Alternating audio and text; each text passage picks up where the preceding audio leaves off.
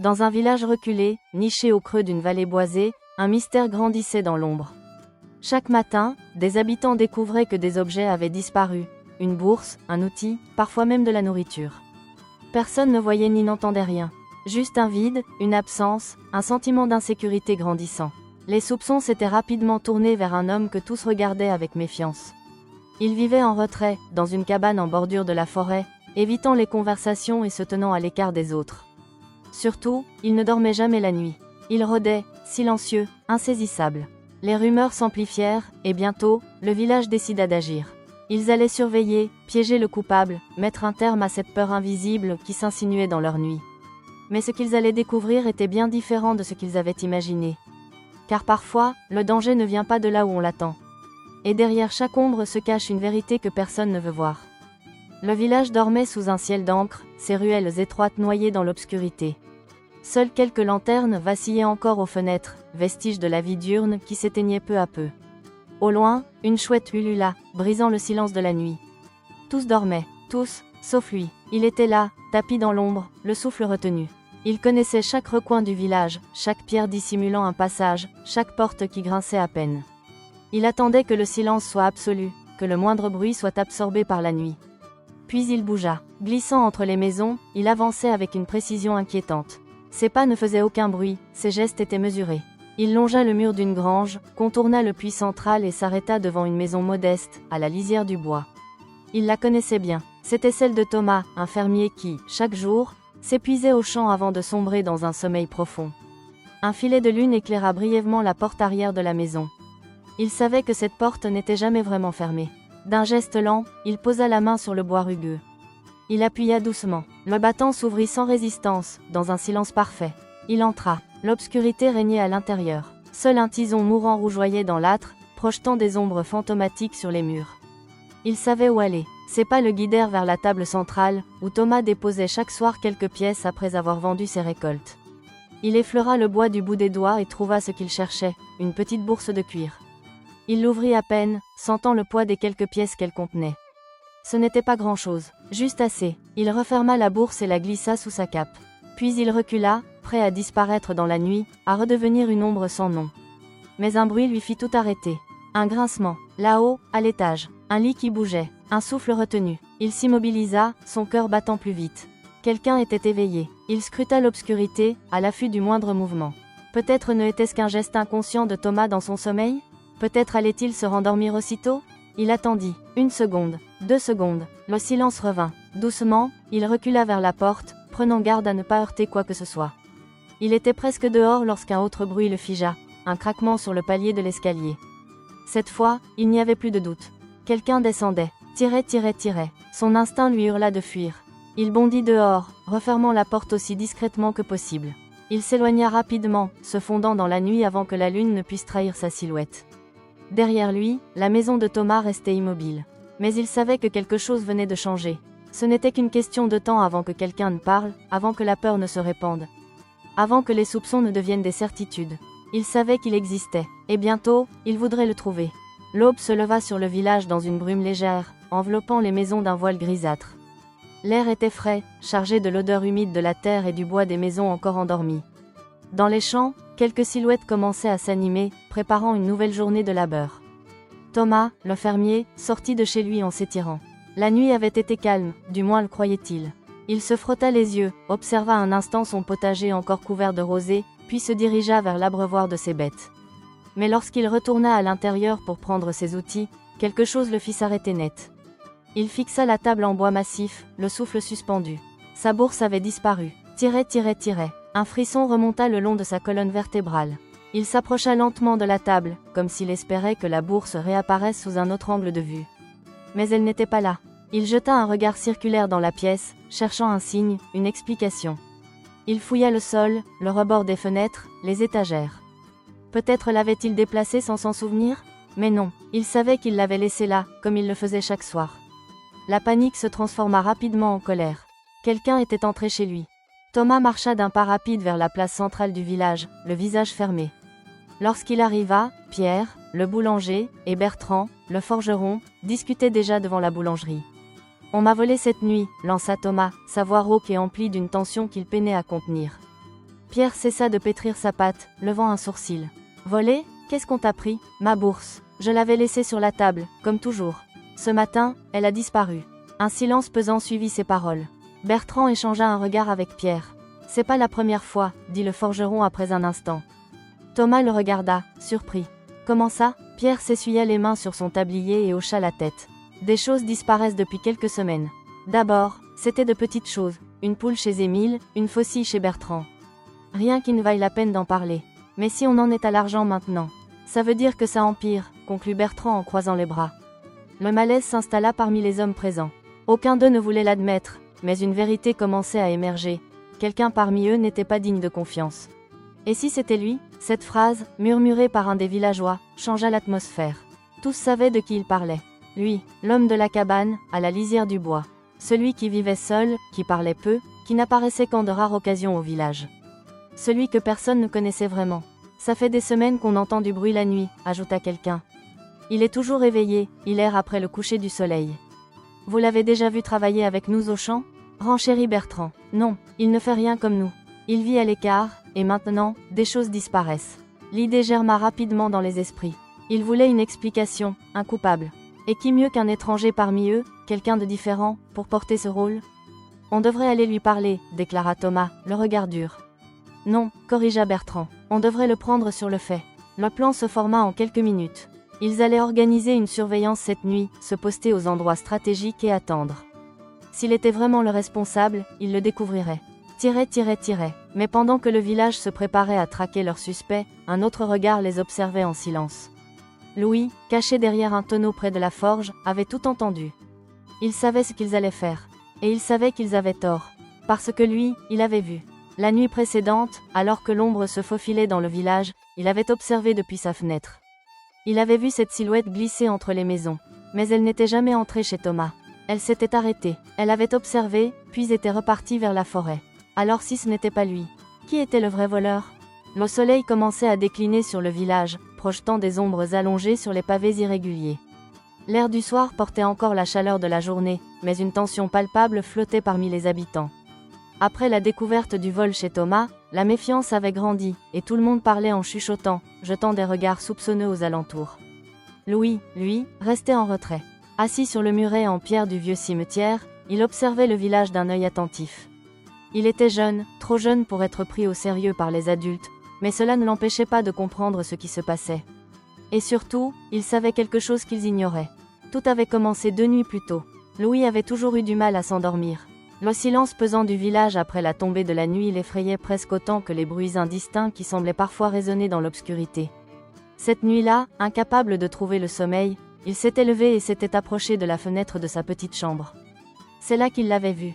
L'ombre. Elle se déplaçait avec prudence, longeant les murs des maisons, évitant la lumière de la lune. C'était une silhouette fluide, presque fantomatique. Louis avait retenu son souffle, les yeux écarquillés, observant la scène avec fascination. L'ombre s'était arrêtée près de la maison de Thomas. Pendant un long moment, elle était restée immobile, comme si elle écoutait, hésitait. Puis, finalement, elle avait reculé lentement et s'était dirigée vers la forêt. Elle n'était jamais entrée. Alors, quand Thomas avait découvert que sa bourse avait disparu au matin, Louis avait tout de suite su que quelque chose clochait. Mais comment pouvait-il le dire? Les adultes ne l'écouteraient pas. Ils avaient déjà désigné leur coupable. L'homme de la cabane, l'étranger. S'il se trompait, il passa la journée à observer. Les hommes du village s'étaient regroupés sur la place centrale, peaufinant leurs plans pour la nuit. Ils allaient se cacher, guetter dans l'ombre et surprendre le voleur sur le fait. S'il ose revenir, cette fois, il ne nous échappera pas, déclara Thomas en serrant les poings. Louis les écoutait, la mâchoire crispée. Il voulait parler, leur dire ce qu'il avait vu, mais il n'osait pas. Et s'il ne revient pas? Osa dire Jeanne, la femme du forgeron. Alors il saura qu'on le surveille, et il disparaîtra, répondit Bertrand d'un ton sombre. Mais au moins, il ne volera plus rien. Louis savait que ce n'était pas aussi simple. Le vrai voleur était peut-être encore là, caché parmi eux. La nuit tomba lentement, plongeant le village dans un silence inquiétant. Comme prévu, les hommes prirent leur poste. Certains se cachèrent près des maisons, d'autres près du puits ou de l'église. Ils attendaient. Louis, lui, avait décidé de désobéir. Tapi dans l'ombre, il s'était faufilé hors de sa maison et s'était caché derrière une charrette abandonnée, non loin de la place du village. Il voulait voir ce qui allait se passer. Les minutes s'étirèrent, interminables. Puis, enfin, un mouvement. L'ombre était revenue. Elle se déplaçait lentement, encore plus prudente que la dernière fois. Cette fois, elle ne s'arrêta pas devant la maison de Thomas. Elle continua, longeant les murs, observant les alentours. Louis retint son souffle, mais alors qu'il s'attendait à ce qu'elle disparaisse à nouveau, il vit quelque chose qu'il ne comprit pas tout de suite. L'ombre se retourna légèrement, et pendant une fraction de seconde, la lueur d'une torche l'éclaira brièvement. Ce n'était pas lui, ce n'était pas l'homme de la cabane. C'était une silhouette plus fine, plus élancée. Une femme. Louis sentit son cœur accélérer. Il voulait crier, alerter les autres, mais quelque chose l'arrêta. L'ombre semblait hésitante, presque effrayée. Ce n'était pas le comportement d'un voleur sûr de lui. C'était celui de quelqu'un qui se cachait. Un bruit de pas résonna soudainement. L'un des villageois venait dans leur direction. L'ombre paniqua et recula précipitamment. Là, leur cri fendit la nuit. Les torches s'allumèrent en un instant. L'ombre tenta de fuir, mais elle était prise au piège. Thomas et Bertrand jaillirent de leur cachette, suivis par d'autres hommes. En quelques secondes, ils encerclèrent la silhouette. Elle se débattit, tenta de s'échapper, mais ils étaient trop nombreux. On l'a, s'écria Pierre. Un silence tendu s'installa. L'un des hommes leva sa torche plus haut, et enfin, ils purent voir son visage. Les villageois se figèrent. Ce n'était pas l'homme de la cabane. Ce n'était pas un inconnu venu de loin. C'était une femme, jeune et amaigrie, le regard terrifié. Louis sentit un frisson parcourir son échine. Ils avaient attrapé quelqu'un, mais pas le vrai coupable. L'air du soir était lourd, chargé d'une tension palpable. Après la capture de l'inconnu, les murmures s'étaient transformés en conversations animées. Les villageois s'étaient regroupés sur la place centrale, torche à la main, encerclant la jeune femme comme un prédateur acculant sa proie. Elle n'avait pas tenté de fuir à nouveau. Elle se tenait là, au centre, droite mais tremblante, son regard effrayé sautant d'un visage à l'autre. Son silence ne faisait qu'attiser la colère et la méfiance des habitants. « Qui es-tu » lança Thomas d'une voix dure. Elle ne répondit pas. « Tu voles chez nous depuis des semaines, pas vrai » ajouta Bertrand en croisant les bras. « Tu te caches dans l'ombre et tu prends ce qui ne t'appartient pas. » La femme ouvrit la bouche, mais aucun son n'en sortit. Louis, caché derrière l'un des tonneaux près de la forge, observait la scène avec une inquiétude grandissante. Il savait qu'il se trompait. Il savait qu'il voulait un coupable à tout prix. Et elle était le parfait bouc émissaire. Henri, le maire du village, arriva enfin, alerté par le tumulte. Il s'avança lentement dans la foule et posa son regard sur la captive. « Tout le monde se calme, dit-il d'une voix posée mais autoritaire. Nous allons comprendre ce qui se passe avant de prendre une décision. » Les villageois reculèrent légèrement, mais la tension restait palpable. Henri se tourna vers la femme et parla plus doucement. « Comment t'appelles-tu » Elle baissa les yeux, hésita, puis murmura enfin. « Elena. » Un murmure parcourut l'assemblée. Enfin, elle parlait. « D'où viens-tu » enchaîna Henri. Elle garda le silence un instant, puis répondit à voix basse. « De loin. » Thomas grogna, exaspéré. « Ça ne nous dit rien. » « Pourquoi es-tu ici » Elle inspira profondément, comme si chaque mot lui coûtait un effort considérable. « Je ne vole pas, je me cache. » Un silence pesant tomba sur la foule. Jeanne, la femme du forgeron, s'approcha légèrement. « Tu te caches ? De qui » Elena leva les yeux et scruta les visages autour d'elle. Elle semblait peser le pour et le contre, se demandant si elle pouvait leur faire confiance. Puis, d'une voix tremblante, elle lâcha enfin. « Des hommes qui me cherchent. » La déclaration fit l'effet d'un coup de tonnerre. « Quels hommes » demanda Henri, désormais plus attentif. « Des gens. Dangereux, répondit-elle en serrant les poings. Je ne peux pas dire leur nom. Mais si je suis ici, c'est parce que je fuis. Les regards s'échangèrent, indécis. Pourquoi nous ne devrions pas croire que tu mens ? Siffla Bertrand. Ça pourrait être une histoire inventée pour qu'on te laisse tranquille. Elena releva la tête, et pour la première fois, une lueur de défi passa dans ses yeux. Si c'était un mensonge, pourquoi serais-je là, seule, affamée et sans défense ? Pourquoi aurais-je pris le risque d'être capturée ? Un silence gêné suivit sa réponse. Louis, toujours caché, sentit un frisson parcourir son échine. Elle disait la vérité, il en était certain. Henri se tourna vers les villageois. Nous devons réfléchir avant d'agir. Rien ne prouve qu'elle nous a volés. Peut-être n'a-t-elle rien fait de mal. Et si c'est elle ? Objecta Thomas. Et si elle joue un jeu ? Et si elle dit vrai ? Répliqua Jeanne. Les murmures reprirent. Certains restaient sceptiques, d'autres semblaient hésitants. Mais une chose était claire, la certitude qu'ils avaient quelques heures plus tôt s'effritait. Henri soupira. Nous allons la garder ici pour la nuit.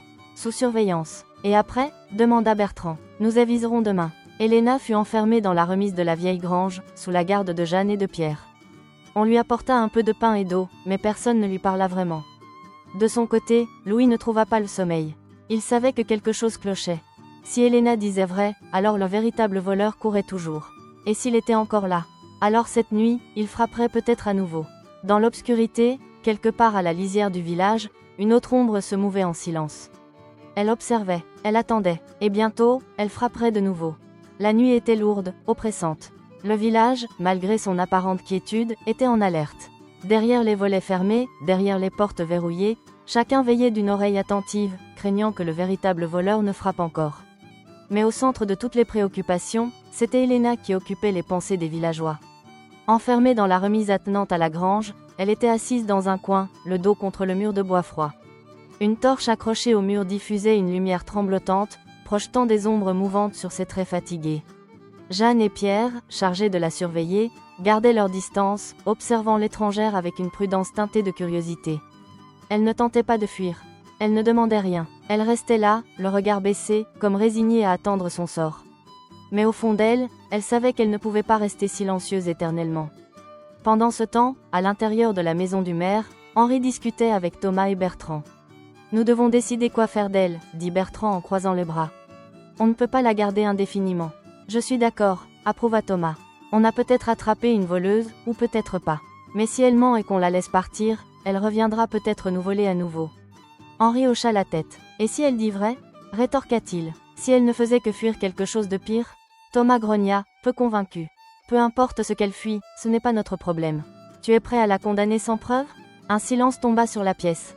Bertrand soupira. « Alors comment savoir si elle est innocente ?» Henri réfléchit un instant, puis déclara. « Nous allons lui parler, ce soir. Nous allons lui donner une chance de s'expliquer. » Lorsqu'Henri entra dans la remise, Elena releva doucement la tête. Ses yeux étaient calmes, mais méfiants. Il s'assit en face d'elle, posant ses coudes sur ses genoux. Jeanne et Pierre se tenaient en retrait, écoutant sans intervenir. « Tu nous as dit que tu te caches, » commença Henri. « De qui ?» Elena garda le silence un instant, comme si elle pesait ses mots. Puis elle soupira et répondit d'une voix basse. « Deux. » Henri fronça les sourcils. « Qui sont, eux ?» Elle serra les poings, et pour la première fois, une lueur de peur traversa son regard. « Des hommes. Qui me cherchent ?» Un frisson parcourut Jeanne. « Pourquoi te cherchent-ils » demanda Pierre. Elena hésita, puis se redressa légèrement. « Parce que j'ai vu quelque chose que je n'aurais pas dû voir. » Dans le silence pesant de la remise, ces paroles résonnèrent comme un coup de tonnerre. Henri échangea un regard avec Jeanne et Pierre avant de revenir à Elena. « Explique-nous. » Elle inspira profondément. « Je viens d'un autre village, loin d'ici. Là-bas, il y a des hommes puissants, des chefs qui contrôlent tout. Ils font des affaires dans l'ombre, des choses que personne ne remet en question. Jusqu'à ce que quelqu'un en sache trop. » Elle marqua une pause, cherchant ses mots. « J'ai surpris une conversation que je n'aurais pas dû entendre. J'ai compris qu'il faisait disparaître ceux qui posaient trop de questions. Alors, je suis partie avant qu'il ne puisse me faire taire. » Henri haussa un sourcil. « Et tu penses qu'il te cherche encore ?» Elle hocha la tête. « Je le sais. » Le silence tomba à nouveau. Jeanne brisa l'immobilité en croisant les bras. « Alors tu es venue ici pour fuir. Mais tu n'as jamais volé ?» Elena la regarda droit dans les yeux. « Non, je n'ai jamais rien pris à personne ici. » Henri se leva lentement. Il croyait en son honnêteté, mais cela ne réglait pas tout. « Si tu n'es pas la voleuse, alors ça signifie que quelqu'un d'autre nous vole toujours. » Tous se figèrent. Pierre grogna. « Alors on a eu tort de la soupçonner. » Henri acquiesça. « Mais maintenant, on doit trouver le vrai coupable. » Pendant ce temps, Louis, qui s'était discrètement faufilé près de la remise, avait tout entendu. Son cœur battait à tout rompre. Il avait eu raison. Elena n'était pas la voleuse. Mais alors, qui était le véritable coupable ? Et, plus inquiétant encore, Elena était-elle réellement en sécurité ici ? La nuit s'abattit sur le village comme une chape de plomb, étouffant les murmures et plongeant les ruelles dans une obscurité dense. Une tension invisible pesait sur chaque maison, sur chaque fenêtre fermée à double tour. Si Elena n'était pas la voleuse, alors cela signifiait que quelqu'un d'autre était encore là, caché quelque part, prêt à frapper à nouveau. Et cette fois, ils allaient l'attraper. Henri avait réuni les hommes du village à l'intérieur de sa maison. La pièce était éclairée par quelques bougies vacillantes, projetant des ombres inquiétantes sur les murs de pierre. Tous étaient là, Thomas, Bertrand, Pierre, et même quelques autres fermiers. « Nous avons fait une erreur », déclara Henri d'un ton grave. « Elena n'a rien volé, mais quelqu'un d'autre l'a fait, et il court toujours. » Un silence tendu s'installa. Bertrand, les bras croisés, secoua la tête. Alors on s'est laissé berner par l'apparence. Mais maintenant, on sait que le coupable est encore là. Et il doit penser qu'on le cherche plus. C'est notre avantage, ajouta Pierre. Si le voleur croit qu'on ne le surveille plus, il reviendra. Henri acquiesça. Nous allons nous cacher cette nuit. Pas d'éclairage, pas de bruit. Nous attendrons. Dès qu'il bouge, nous l'aurons. Tous approuvèrent d'un hochement de tête. Ils allaient tendre un piège. Louis, caché derrière la porte, écoutait tout. Son cœur battait à tout rompre. Il savait que cette nuit, tout allait se jouer. Mais il savait aussi une chose que les autres ignoraient. La nuit où Thomas avait été volé, il avait vu une ombre, mais ce n'était pas Elena. Alors qui? Minuit passa. Les hommes du village s'étaient postés dans l'ombre. Henri et Thomas s'étaient placés près du puits, Bertrand surveillait les ruelles entre les maisons, et Pierre se tenait près de la forge. La nuit était silencieuse. Puis, un bruit, un craquement léger, presque imperceptible. Henri se tendit, son regard fouillant l'obscurité. Il n'y avait rien, mais il savait qu'il ne s'était pas trompé. Un autre bruit, une ombre bougea. Quelqu'un se glissait entre les maisons. Henri retint son souffle. Il attendit que la silhouette se rapproche, que le coupable se trahisse lui-même. Puis, enfin, il le vit. Une silhouette sombre, pressée, avançant prudemment le long d'un mur. L'homme s'approcha d'une porte et posa une main sur la poignée. Henri bondit. Maintenant, d'un coup, les torches s'allumèrent. L'ombre paniqua, tenta de fuir, mais les hommes du village jaillirent de leur cachette. « Attrape-le » hurla Thomas. La silhouette tourna sur elle-même, cherchant une issue. Mais c'était trop tard. Bertrand le plaqua au sol, et les autres l'encerclèrent en un instant. La tension était à son comble. Puis, Henri avança et leva une torche pour éclairer le visage du coupable. Un silence choqué s'abattit sur le village. Jules, l'homme à terre, couvert de poussière, haletait encore. C'était Jules, un fermier du village, quelqu'un que tous connaissaient, un homme sans histoire. Thomas secoua la tête, incrédule. « Toi? Mais, pourquoi ?» Jules baissa les yeux.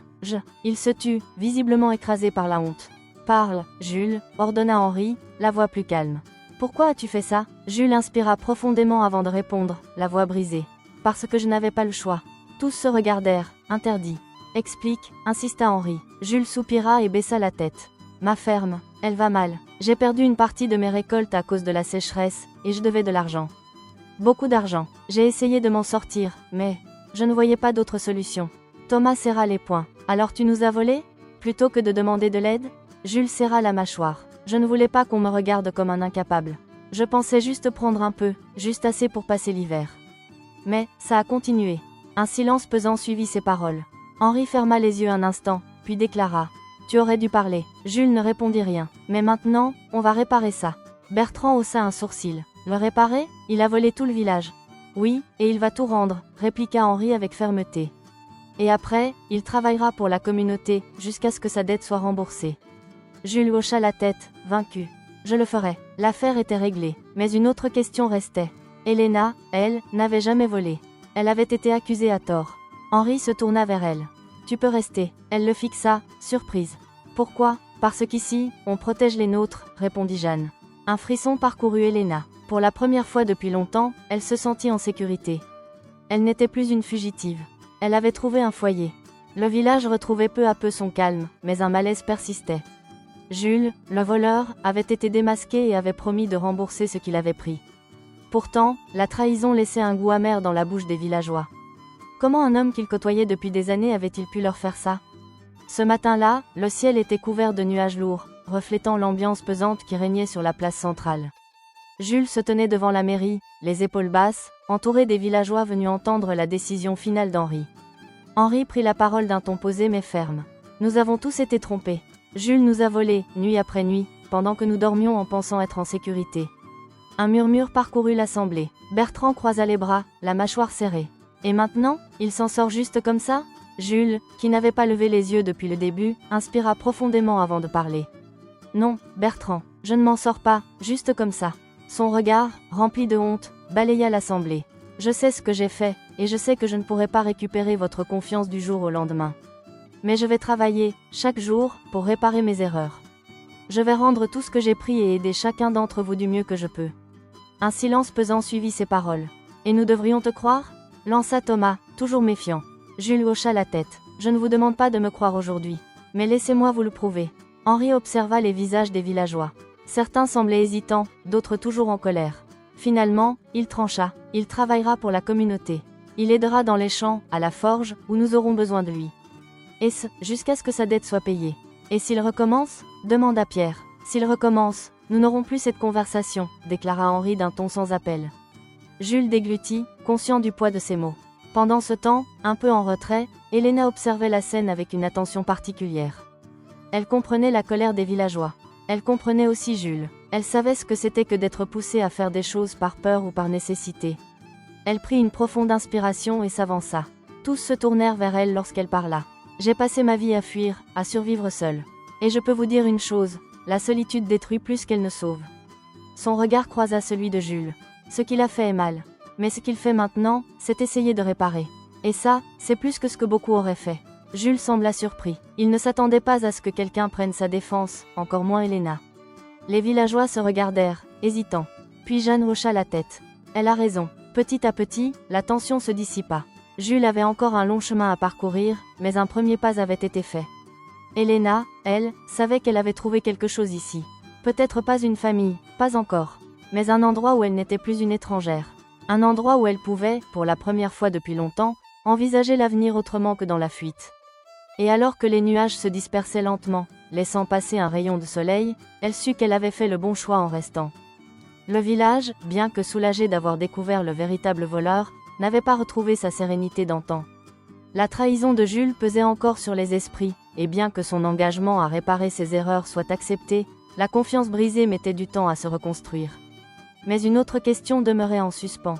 Elena, maintenant qu'elle était lavée de tout soupçon, que faire d'elle? Devait-elle rester, ou était-elle condamnée à reprendre sa fuite? Assise sur un muret en bordure du village, Elena observait l'horizon. L'aube pointait à peine, teignant le ciel d'un mélange d'orange et de gris. L'air était frais, chargé de l'humidité de la rosée. Elle savait que ce moment arriverait. Ils avaient prouvé qu'elle n'était pas coupable, mais elle restait une étrangère. Et les étrangers, dans les villages comme celui-ci, n'étaient pas toujours les bienvenus. Un bruit de pas la fit se retourner. Louis s'approchait, les mains dans les poches, le regard curieux. « Tu vas partir » demanda-t-il après un moment de silence. Elena haussa légèrement les épaules. « Je ne sais pas encore. Tu pourrais rester. » Elle sourit, amusée par la simplicité avec laquelle il posait la question. « Penses-tu que les autres voudront de moi » Louis haussa les épaules. Il ne voulait pas de Jules non plus, et pourtant il est encore là. Peut-être qu'ils finiront par t'accepter. Elle baissa les yeux. Ce n'est pas si simple. Louis s'assit sur le muret à côté d'elle, balançant doucement ses jambes dans le vide. Pourquoi Elena soupira, cherchant ses mots. Parce que je ne suis pas seulement une voyageuse. Je ne suis pas simplement quelqu'un qui cherche un endroit où vivre. Elle se tourna vers lui, son regard plus grave. Je fuis quelque chose. Cette révélation changea tout. Louis resta silencieux un instant, puis demanda doucement. Quelque chose, ou quelqu'un? Elena détourna le regard, observant la forêt au loin. Quelqu'un. Elle hésita avant de continuer. J'ai fui mon village parce que j'ai découvert quelque chose que je n'aurais jamais dû savoir. Des hommes puissants, dangereux. Ils ne veulent pas que la vérité sorte. Louis frissonna. Ils te cherchent encore? Elle hocha lentement la tête. Je le sais. Un silence pesant s'installa. Puis Louis se redressa, plus déterminé que jamais. Alors il faut que tu restes. Elle haussa un sourcil. Pourquoi? Parce qu'ici, tu n'es pas seul.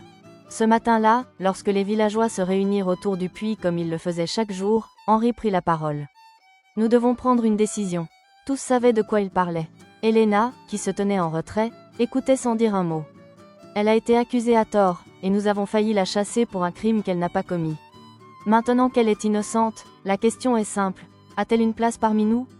Les murmures commencèrent aussitôt. Certains hésitaient, d'autres restaient silencieux. Puis Jeanne s'avança. Elle a déjà prouvé qu'elle n'était pas une menace. Si elle veut rester, elle devrait pouvoir le faire. Elle peut aider, ajouta Pierre. Nous avons toujours besoin de bras. Thomas, toujours méfiant, finit par soupirer. Mais si ceux qui la cherchent viennent ici, sommes-nous prêts à faire face? Henri se tourna vers Elena. C'est à toi de répondre. Veux-tu rester? Elle prit une profonde inspiration, puis leva les yeux vers eux. Oui, alors nous te protégerons, déclara Henri sans hésiter. Les jours qui suivirent marquèrent un tournant pour Elena. Elle commença à participer à la vie du village. Jeanne lui apprit à cuisiner, Thomas lui montra comment s'occuper des cultures, et même Bertrand, qui avait été l'un des plus sceptiques, lui proposa un travail à la menuiserie.